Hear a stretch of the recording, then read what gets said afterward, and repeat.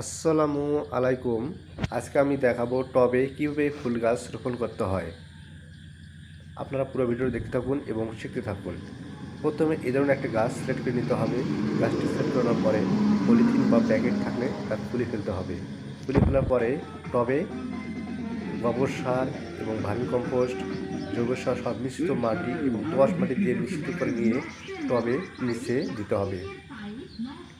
এই ধরনের মাটি দিলে গাছের শক্তি এবং বৃদ্ধি বাড়ে, তাড়াতাড়ি গাছ দ্রুত বেড়ে ওঠে। এর জন্য আমরা মিশ্রিত সারের মাটিগুলো টবে নিচে দেব। দেওয়ার পরে মাটিগুলো সমানভাবে দেওয়ার পরে গাছটা সুন্দরভাবে বসিয়ে নিব, যেন গাছটা সোজা থাকে। যদি বাঁকা হয় দেখতে খারাপ লাগবে এবং মনেও সুন্দর সৃষ্টি করবে না। এই জন্য আমরা গাছটা সবসময় লক্ষ্য রাখবো যেন সোজা থাকে। সোজা রেখে আমরা চারপাশে মাটিগুলো সুন্দরভাবে দেবো। দেওয়ার পরে এইভাবে মাটি দেওয়ার পরে গাছটা